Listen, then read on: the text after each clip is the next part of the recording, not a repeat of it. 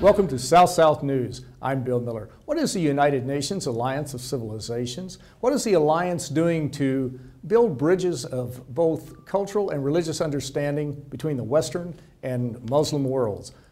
My guest today is someone who's going to bring us up to date on exactly what the alliance is and what it is doing. His Excellency, former President of Portugal, Jorge Sampaio, is the UN High Representative for the Alliance of Civilizations.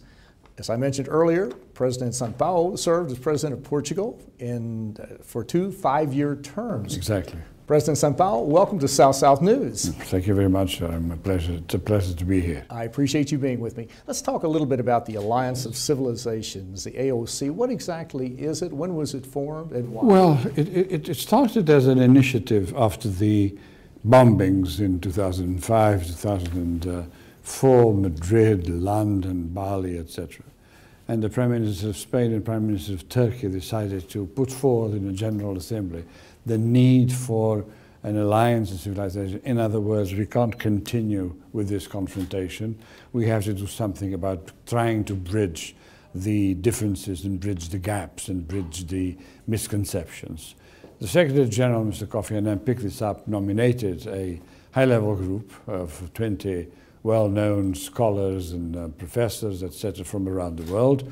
They presented a report, which was presented in November 2006, and from then on, this initiative was created. It is formed by a group of friends. We have gone up, and one of the other things was that the report called upon the necessity to have a high representative, and I came in precisely in May 2007.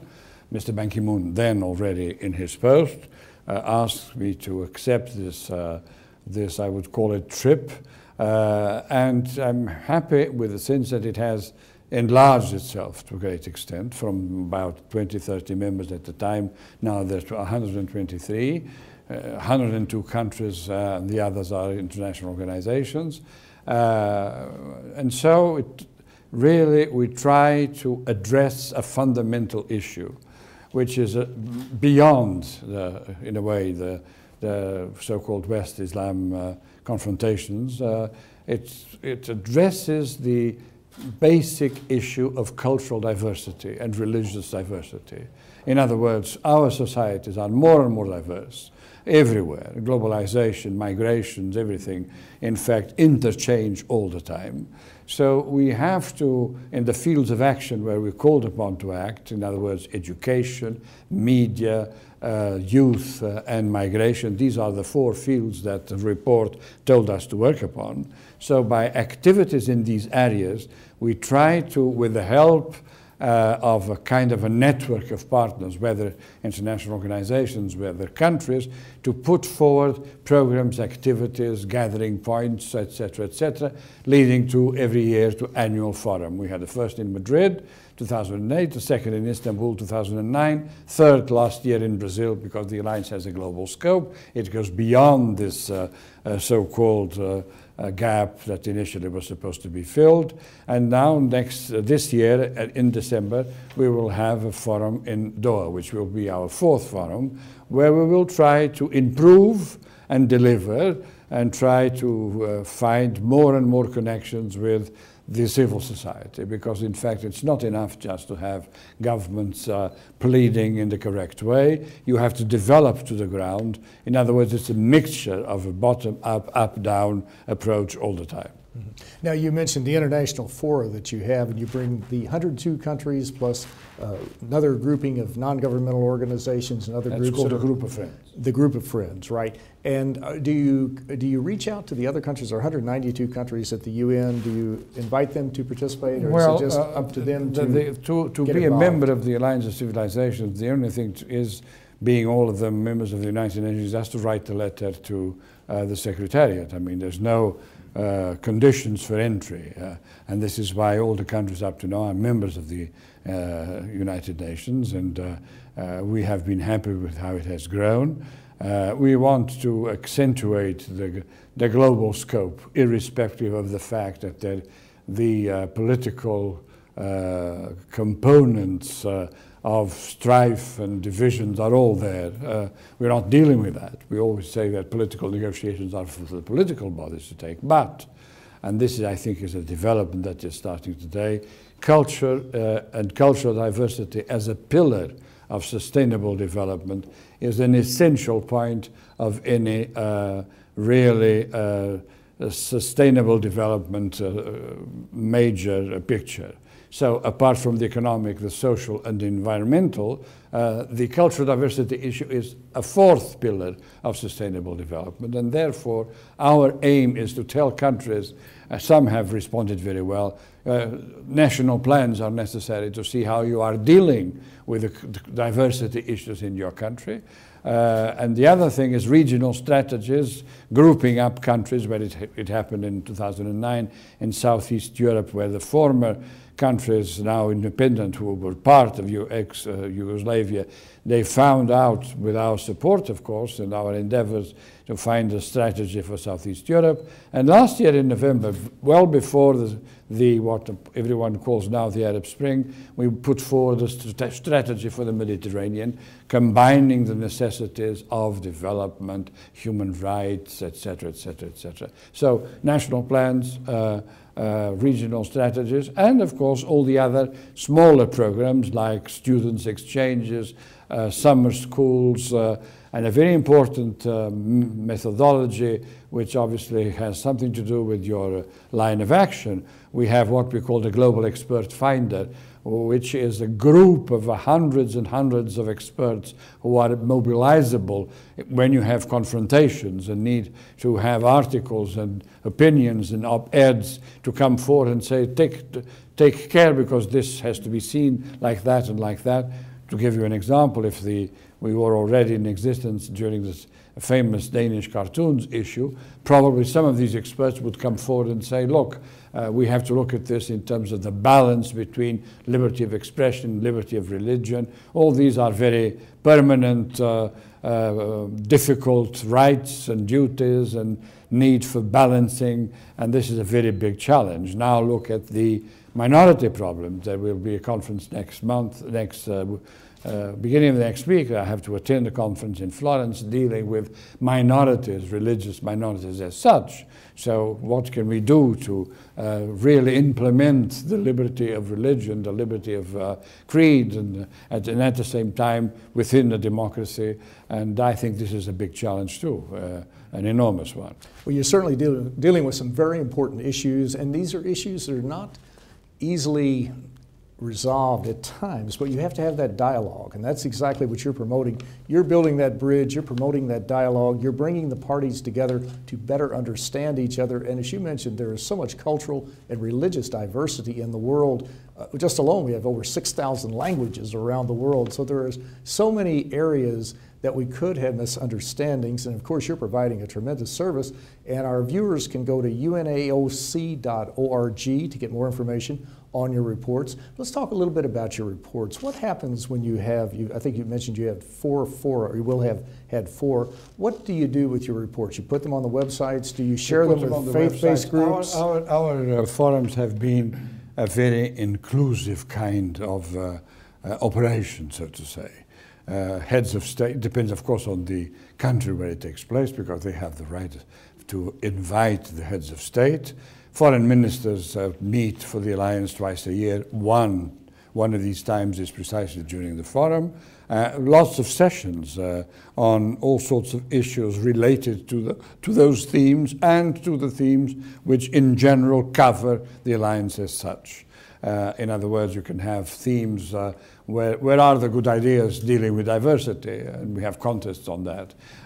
Where are the good programs dealing with this that have to be known? Where is the support? And I think that what we need now, we are a very small team, and I think that the interest that this has risen shows that by forming a network, by forming cooperative actions, cooperation partnerships all the time, then we can enlarge the necessity because there's a lot of work out there. And sometimes what we need is every work to be done by the other. We need cooperation, and everyone needs to know what the other is doing and not doing it apart. I mean, all this, you were going to ask something about time. I mean, this is a problem for generations, let's face it. And so if we try with all our capacities to build down the misconceptions and misperceptions and not think that media, by having a headline on something that went bad, is representing really the whole of that community. On the contrary, that community perhaps wants to be and lead a normal life. And of course, the way in which human rights have to be universal all the time, and the concept which we are now dealing with, without, of course, putting aside anything related to human rights, is we have the hope that everyone wants to live in human dignity. I mean, and the great majority, if they are not instrumentalized by those who pick up fear as their way to base their activities, the layman, the laywoman really wants to live in peace and raise their families, etc. So we have to work on that and hope that, as I say sometimes in a very difficult way, is we have to organize the way we dissent. In other words, dissent is a natural thing in a building of a democracy, but what you have to do is organize it within institutions, within programs, within life, within municipalities, universities, etc., and not bring up that as if a new fire was flaring up and with all the consequences that are terrifying and can happen. Of course, we need, and I'm sorry I'm not letting you talk, but you're much better. Continue. The fact is that we are very clear on the pressure that remaining political issues have on all this, and the way in which the lack of solutions on the political field affects the capacity of people teaching each other what they can do about their own culture, etc.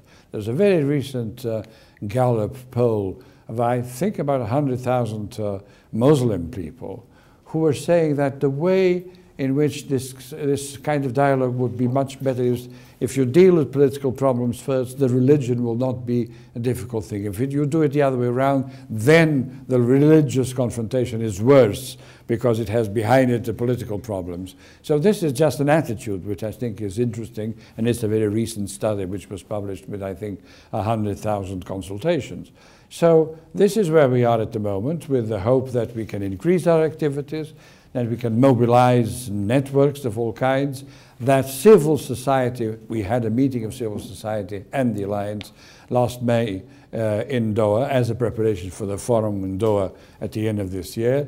We want to maintain this connection between states, governments, international organizations, and civil society with all that they do at the grassroots level. This problem will not have a solution without a combination of really what governments are saying, how are they putting this on the agenda, and at the same time, what is happening around your block, what is happening around the community that is in front of you. So instead of discussing, as some Europeans are doing, that multiculturalism is dead, I respond to this, and many others, much more scholarly than I, that we have to find a way of a sense of belonging and a sense of interculturalism, but that we can be diverse, but we can be part and members of the same society. You were talking about the cultural diversity, religious diversity, no matter what our religious backgrounds may be, political backgrounds. As you bring these key players together from Islam, from Catholicism, from the Jewish faith, wherever it might be, do you find that after they come together that they have come to the conclusion that there are far more basic values that unite us as opposed to values that perhaps divide us? So you are completely right. If people know each other at the basic groundwork level, or if you climb a little bit up and discuss among scholars, for example, when you start to know each other, when you start to understand the problems of the other, it's much more easy. One has to face it. And if we sort of get rid of the permanent fueling that exists on this, on things that go badly. I mean, they go badly with every faith. Every faith has its dogmas and I don't think we get anywhere by discussing dogmas. Everyone has the right to have your own dogmas, but when you have come back to the normal life, where are you, what kind of integration do you have, what job do you have, what medical services do you have, then you are getting together. Then you are understanding that A and B and C, although professing different religions, they do have a same community of beliefs and problems. And of course, there is an inherent, in some societies which have become secular, and the separation of religion and state, there's a new thing which I think is obviously very clear now, and that is that you have to find a public space for the practice and the showing of religion in all its diversity. Take the example of Europe. This is not easy in Europe, for example, because by means of immigration and migration, in the States it's easier because it was a migration country for many centuries. But in Europe there's this kind of problem of identity, and the fact that this identity is something that is being affected by the fact that you are encountering all sorts of different origins. I, on the contrary, think that the Alliance is precisely there to say, look, identity, as the Nobel Prize winner, Professor Amartya Sen has said, identity is a very complex thing. You belong to many things at the same time, so you have to try to mend this together and see how this can work. Respecting, of course, your initial beliefs and trying to live together by obeying, of course, major laws, etc. Now, looking down the road or over the horizon, as they say, do you see perhaps an expansion of the discussion? We've been talking a lot about the United Nations Millennium Development Goals to reduce abject poverty by 50%, to reduce infant mortality rates, promote sustainable development. Will those issues, I'm sure they're indirectly brought into the discussions, but will they be brought in more in the future, do you think? Or I think so. I also deal with tuberculosis. I'm a special envoy to stop tuberculosis from the United Nations nomination. I think that the forum in Doha will be, in my view, very interesting by saying in what way the cultural diversity issues and the work we have been doing up to now can help the development of the MDGs. And I think that is a very important point, and I hope that the group of friends really copes with this in a positive way, and therefore this meaning that there is a very fantastic relationship, if you think a little bit about it. In fact, that development is better if the cultural diversity issue and the cultural diversity per se is something that is really trying to help the development goals in a certain sense. And of course, I think that we would gain from the fact that with the national plans I've explained before, etc., we could arrive at a certain monitoring between or among society and say, well, you've developed that very well, why don't you pass on that experience? And others come in and say, we did not have success in this, what can we do better? I'm speaking a little bit in utopian terms, but there is a relationship, and I think that we can arrive to a better tool of working, relating precisely the cultural diversity issue where we were, plus, of course, the Millennium Development Goals. Well, Dr. Jorge Sampaio, High Representative of the United Nations Alliance of Civilizations and past President of Portugal, you're doing some wonderful work, and our viewers can go to unaoc.org for more information. I want to thank you so very much for a very interesting and a very informative program. Thank you very much. I'm Bill Miller. Thank you for joining us on South-South News.